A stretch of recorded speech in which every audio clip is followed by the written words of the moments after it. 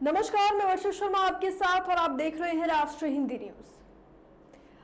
हम हर दिन मेहनत कर अपना एक एक पैसा जमा करते हैं। हमें अपने सेविंग्स अकाउंट या फिर फिक्स्ड डिपॉजिट में अपना पैसा पूरे भरोसे के साथ जमा कर देते हैं, क्योंकि हमारा बैंक हमारे एक एक रुपये की सुरक्षा की गारंटी लेता है। और इसी के साथ बैंक अगर किसी भी तरह के वित्तीय परेशानी में है तो बैंक आपके जमा किए गए रुपये का इस्तेमाल कर सकता है, लेकिन उसे लेकर भाग जाना क्या सही है? हजारों लोगों की मेहनत की कमाई को हड़प कर भाग जाना किस हद तक निंदनीय है, इसका अंदाजा आप अभी लोगों की आप बीती सुनकर लगा पाएंगे। दरअसल गाजीपुर के जमानिया तहसील अंतर्गत स्टेशन स्थित सहारा इंडिया की शाखा में वहां के शाखा प्रबंधक ने जनता के साथ धोखाधड़ी की। इसका पता हमें तब लगा जब वहां जमाकर्ताओं की भीड़ का जमावड़ा देखने को मिला। हमारी टीम ने जब मामले की तह तक जाने की कोशिश की तब पता चला कि पिछले 1 महीने से ये कार्यालय बंद चल रहा है, जहां लोगों ने अपनी जमा पूंजी भरोसे पे छोड़ी हुई थी। पैसा डूबने की आशंका में सैकड़ों लोग कार्यालय के बाहर इकट्ठा हो गए और कार्यालय पर ताला लटका हुआ देखकर लोगों का गुस्सा 7वें आसमान पर पहुंच गया और लोगों ने हंगामा करना शुरू कर दिया। हम आपको सुनाते हैं जमाकर्ताओं की जो उनकी आप बीती है कि उनको कैसे उनको दुख पहुंच रहा है, उनको अपना पैसा डूबने का डर सता रहा है। ऐसा सर कि 2000 मेरा अकाउंट खोला गया, हर 6 साल पर उसको कन्वर्ट करते चले गए। ये हमने लास्ट में बोल दिया कि भाई 2020 में दिसंबर में कि हमारा पैसा दे दीजिए, 6 महीने बाद मिलेगा, 2 महीने बाद मिलेगा। ऐसे करते करते आज ये 2 साल से मेरा केस लटका हुआ है। बताइए, हमारे घर में शादी है और काम हम कहाँ से करेंगे? हम लोग आते हैं पैसे के चक्कर में, पैसा हम लोग को नहीं मिल रहा है। पैसा किस चीज़ में आपका फंसा है? इसे सहारा इंडिया में फंसा हुआ है और 2 साल हो गया और मिला नहीं। सहारा इंडिया में आपका पैसा उनका कहना है कि अगले महीने मिल जाएगा, फिर आते हैं अगले महीने में तो फिर कहते हैं कि 2 महीने रुक जाओ फिर देंगे। इसे करते करते 1.5 साल हो गया। लोगों ने बताया कि यहाँ का मैनेजर लोगों का पैसा हड़प कर अपना करोड़ों का व्यवसाय कर रहा है और जब जमाकर्ता अपना पैसा मांगने जाते हैं तो वो उन्हें बरगला कर वहां से रफा दफा कर देता है। पूछने पर लोगों ने ये भी बताया कि यहाँ का शाखा प्रबंधक हकीक अहमद अपने ऑफिस के कर्मचारियों को बाहर निकाल देता है और कार्यालय बंद करके हम लोगों का पैसा हड़प कर हम लोगों के पैसे से ही खुद रियल एस्टेट और पेट्रोल पंप का व्यवसाय कर रहा है। हकीकत अहमद आपराधिक प्रवृत्ति का व्यक्ति है और उसके ऊपर जमीन से संबंधित कई थानों में आपराधिक धाराओं में मुकदमे भी दर्ज हैं। चलिए अब हम जानते हैं उस कर्मचारी से इस मामले को लेकर जो वहां पर 15 साल से फील्ड वर्क कर रहा है, जो उस शाखा में फील्ड वर्कर के तौर पर 15 साल से काम कर रहा है, उसका इस पूरे मसले को लेकर क्या कुछ कहना है।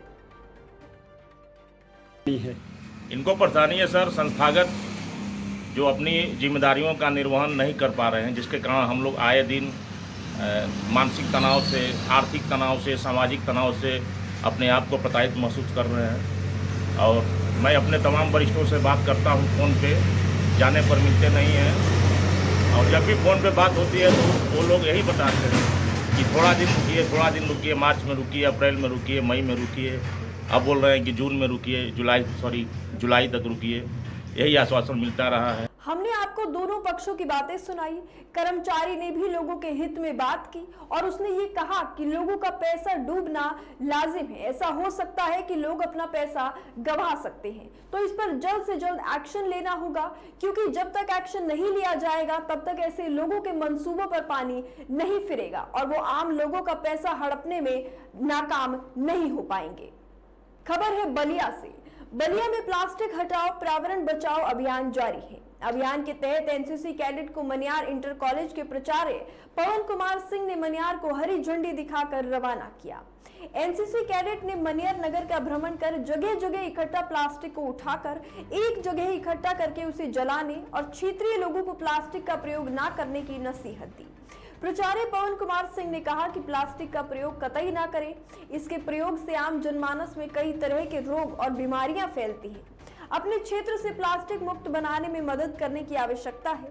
प्लास्टिक मुक्त बनाने के लिए तरह तरह के अभियान चलाए जाएंगे। इस मौके पर वरिष्ठ लिपिक सुजीत पाठक, संजय विनोद सिंह, महेश शक्ति, विनोद यादव, प्रियांशु तिवारी आदि मौजूद रहे। खबर है मनियर बलिया से। सिकंदरपुर मार्ग स्थित खरीद गांव के पास दरोली घाट को जाने वाली पीपा पुल तैयार की जाती है, लेकिन इस दुर्व्यवहार व्यवस्था के कारण जनता काफी परेशान है। सिकंदरपुर बलिया मार्ग से सटे खरीद गांव दरोली घाट तक जाने वाली सवारी अपनी यात्रा को विराम देते हुए पैसों का बंदरबाट नजर दिखाई देता है। मेन मार्ग से 2 किलोमीटर की यात्रा घाट तक जाने पर टैक्सी सवारी 20 रुपए मनमानी ढंग से लेती है और स्ट्रीमर के उस पार जाने का किराया एक आम आदमी को 20 रुपए देना पड़ता है। इसी के साथ मोटरसाइकिल के साथ आने जाने वाली सवारी को 40 रुपए तक का किराया देना पड़ता है।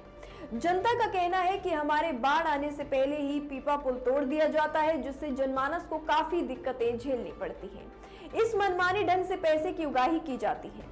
चिलचिलाती धूप में इस दुर्व्यवस्था पर ध्यान देने वाले शासन प्रशासन कहीं नजर नहीं आते। घंटों घंटों तक इंतजार करना पड़ता है। इस सफर को क्या सफर कहा जाएगा या फिर इसे कहा जाएगा एक हताशा वाला सफर। राष्ट्रीय हिंदी न्यूज की टीम को पता चला कि यहाँ तो 2 ठेकेदार हैं जो कि अपनी अपनी स्ट्रीमर चलवाते हैं, जिनका नाम वीर बहादुर और राजेश यादव बताया गया है। चलिए अब हम जानते हैं इस मामले पर और लोगों ने जो कहा है, लोगों की जो दिक्कतें हैं उस पर स्ट्रीम चालक का क्या कुछ कहना है। ये जो है कब से चल रहा है नाव? 20 दिन से चल रहा है। 20 दिन से चल रहा है। हम तो सुने हैं कि काफ़ी दिनों से चल रही है। 20 दिन से चल रहा है। पीछे पीपा चल रहा था सर। ये किसके नाम से ठेका है? वीर बहादुर चौधरी के नाम से ठेका है। एक ही आदमी है कि और कोई है? नहीं, 2 लोग, 2 नाव चलती है। 2 नाव चलती है। तो ये लोग का अलग अलग ठेका है। ये 20 दिन से इन लोग का अपना अपना वसूली चल रही है। अच्छा, क्या किराया क्या है इसका? 20 रुपया आदमी का, 20 रुपया गाड़ी। हाँ, 20 रुपया आदमी का, 20 रुपया गाड़ी। 20 रुपया गाड़ी का है, 20 रुपया आदमी का है। आप 20 दिन से यही वसूली कर रहे हैं? ठीक है। अप डाउन का कर रहे हैं कि एक तरफ का है? दोनों तरफ। दोनों तरफ का? एक ही तरफ का है। एक तरफ का है ना। अच्छा, ठीक है। ये कौन सा एरिया में पड़ता है?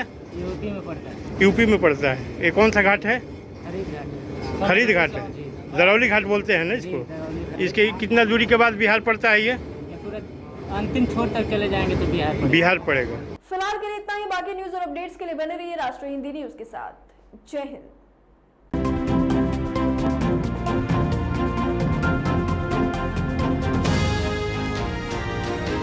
आप देख रहे हैं राष्ट्रीय हिंदी न्यूज।